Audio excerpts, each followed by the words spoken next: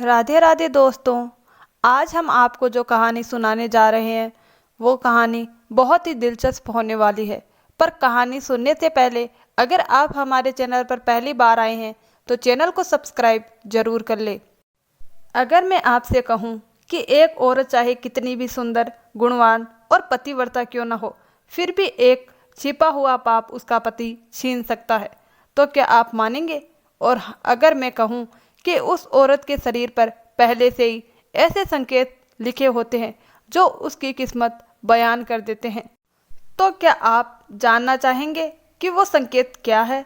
आज की यह कथा सिर्फ कहानी नहीं बल्कि एक चेतावनी है, क्योंकि यह वही रहस्य है जो भगवान विष्णु ने माता लक्ष्मी को खुद सुनाया था और उन्होंने साफ कहा, इसे आधा सुनना भी पाप है।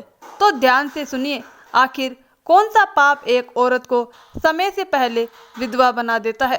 क्षीर सागर शेषनाग की सैया पर विराजमान भगवान विष्णु और बगल में माता लक्ष्मी। लक्ष्मी जी ने धीरे से पूछा, प्रभु, कौन सा पाप एक पतिव्रता स्त्री को भी विधवा बना देता है? क्या पहले से संकेत मिलते हैं? भगवान विष्णु मुस्कुराए, हाँ देवी, संकेत मिलते हैं और यह पाप छिपता नहीं है। तुम्हें सब कुछ बताने से पहले मैं तुम्हें एक कहानी सुनाऊंगा जिसमें तुम्हारे सभी सवालों के जवाब होंगे। भगवान ने कथा शुरू की। मध्य देश का एक धनवान सेठ, उसका एक बेटा और 3 बेटियां। तीनों बेटियों के विवाह अच्छे अमीर घरानों में हुए, लेकिन सबसे छोटी बेटी सावित्री, उसका भाग्य कुछ और ही लिख कर लाया था। सुंदर, गुणवान, पतिव्रता, फिर भी विवाह के कुछ ही सालों में पति का निधन।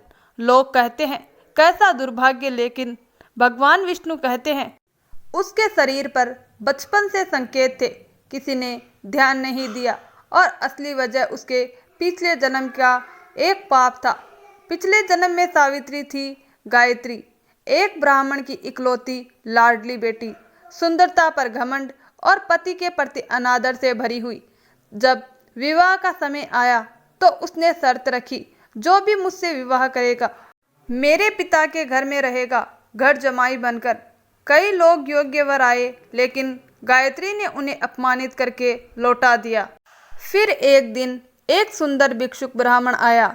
गायत्री मोहित हो गई, पिता से कहा, मैं इसी से विवाह करूंगी। विवाह हुआ। शुरुआत में प्रेम था, सेवा थी, लेकिन कुछ ही दिनों में असली रूप सामने आ गया। गायत्री पति को नौकर समझने लगी। उसका नाम लेकर बुलाना, पति से पहले भोजन करना, धार्मिक कार्यों में साथ ना बैठना, उसकी अवज्ञा करना और कभी भी बाहर चली जाना। पति ने समझाने की कोशिश की, मां ने भी समझाया, लेकिन गायत्री नहीं मानी। फिर एक दिन पति ने त्याग करने का निश्चय किया, चुपचाप घर छोड़कर वन में चला गया और तपस्या में लीन हो गया। गायत्री को कोई फर्क नहीं पड़ा। वह कहती, मेरा भिखमंगा पति किसी काम का नहीं था। लेकिन वक्त बदला। पिता चोरी में पकड़े गए, जेल चले गए, धन संपत्ति छीन ली गई। गायत्री और उसकी माँ को दूसरों के घर काम करना पड़ा। अब अकेलापन काटने लगा। पति की याद आई, लेकिन वो तो सन्यासी बन चुका था। गायत्री वन में पति को ढूंढने निकली, मिला नहीं। थककर एक जगह बैठी और तभी एक शेर ने हमला कर दिया। क्षण भर में जीवन समाप्त। मृत्यु के बाद 2 यमदूत उसे घसीटते हुए यमलोक ले गए। यमराज ने कहा, यह महिला अत्यंत पापी है। इसने कभी अपने पति का सम्मान नहीं किया, बार बार उसका अपमान किया, पति का नाम लेकर पुकारा और उसके पहले भोजन किया। ऐसी स्त्री नरक की अधिकारी है। वर्षों तक नरक की यातना और फिर पुनर्जन्म, लेकिन साथ में विधवा होने का दुर्भाग्य लेकर भगवान विष्णु बोले, देवी, यही कारण था सावित्री का सुख समय से पहले छिन गया। अब भगवान विष्णु ने वे संकेत बताए। अगर किसी महिला के पैर का अंगूठा बड़ा और गोल हो, नाखून टेढ़े हो, अंगूठे की नस से दिखे, तो यह अशुभ है। मांस रहित पैर चलते समय जोर से पटकना अशुभ है।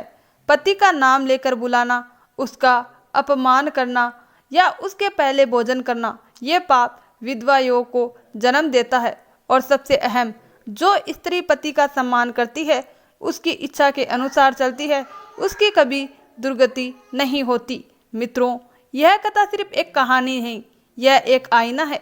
हमारे कर्म का हमारा भविष्य बनाते हैं और बिगाड़ते भी हैं। पति पत्नी का रिश्ता सम्मान और प्रेम से चलता है। अगर हम उसे तोड़ते हैं तो भाग्य भी टूट जाता है। अगर यह कथा आपको कुछ सिखा गई तो याद रखिए, किसी भी रिश्ते में सम्मान सबसे बड़ी पूजा है। और दोस्तों, अगर आपको कहानी अच्छी लगी हो तो वीडियो को लाइक, शेयर और चैनल को सब्सक्राइब जरूर करें और अपने ज़्यादा से ज़्यादा लोगों को इस कहानी को शेयर करें, ताकि लोग इसके बारे में ज़्यादा से ज़्यादा पुण्य कमा सके और वो धर्म को अपना सके, पुण्य को अपना सके। तो दोस्तों, कहानी कैसी लगी हमें आपकी राय कमेंट बॉक्स में ज़रूर बताएं। धन्यवाद दोस्तों।